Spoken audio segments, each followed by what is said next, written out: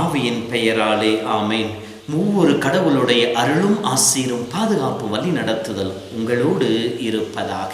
பாஸ்கா காலம் 6வது வாரம் செவ்வாய்க்கிழமை. இயேசுவின் அன்பு சொந்தங்களே, யோவான் 16:20 உங்கள் துயர் மகிழ்ச்சியாக மாறும் என்று வாக்குத்தத்தம் கொடுத்தார்.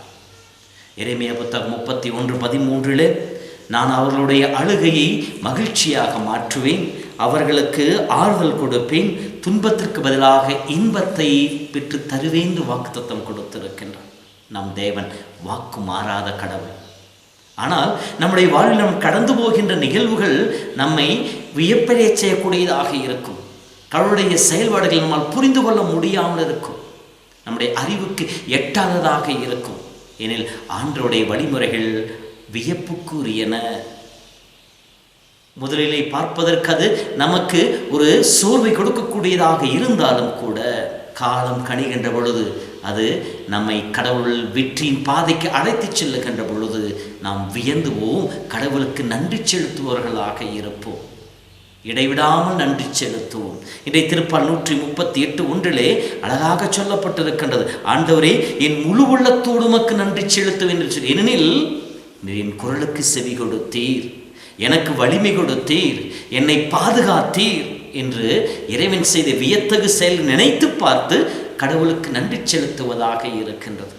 ஆம் அன்பு சகோதரமே, நம்முடைய வாழ்விலும் இடைவிடாமல் கடவுளுக்கு நன்றி செலுத்துவோம்.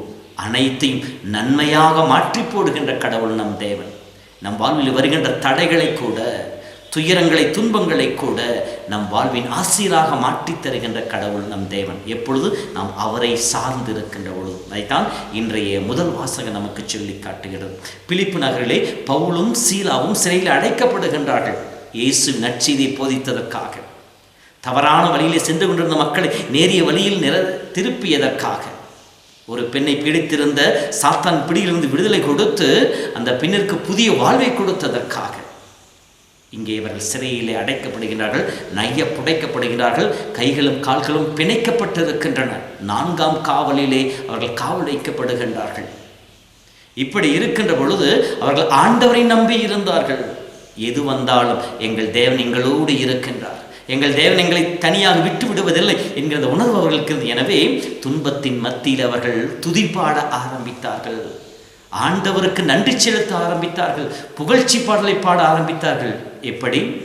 தானியேல் புத்தகத்திலே 3 இளைஞர்கள் தீச்சுளையிலே போடப்பட்ட பொழுது அவர்கள் தீயின் சூளையினுடைய அந்த வெப்பத்தை கண்டு அவர்கள் கலங்கி போய்விடலை, மாறாக இறைவனை துதிக்க ஆரம்பித்தார்கள். அதே போல இவர்களும் பவுலும் சீலாவும் துதிக்கின்றார்கள். அதை அங்கிருந்து மற்ற கைதிகள் அனைவரும் கேட்டுக்கொண்டு இருக்கின்றார்கள்.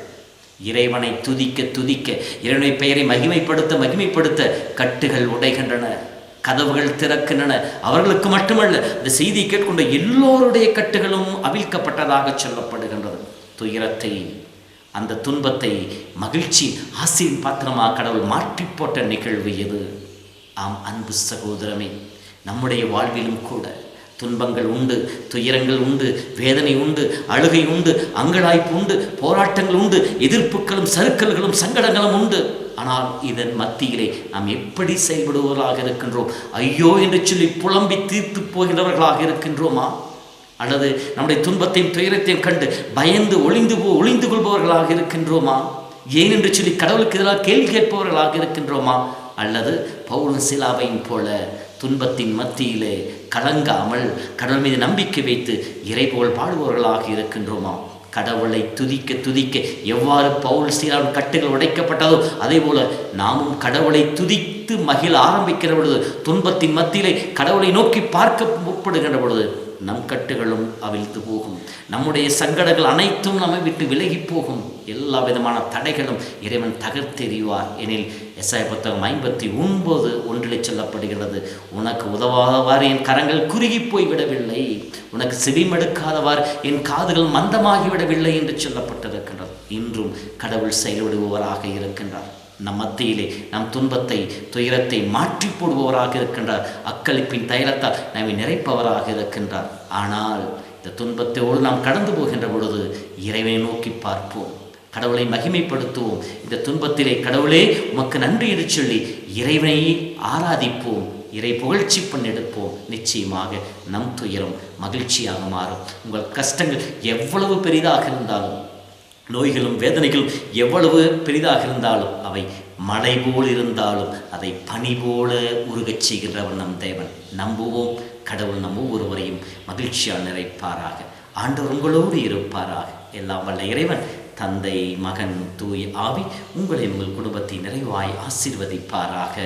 ஆமேன். ஆண்டவர் துணை இருப்பார், ஆபத்து அழகாது, மதில் போல் சூழ்ந்திருப்பார், துன்பங்கள் நெருங்காது. கலங்காதே மனமே, கலங்காதே மனமே, அன்பான தேவன்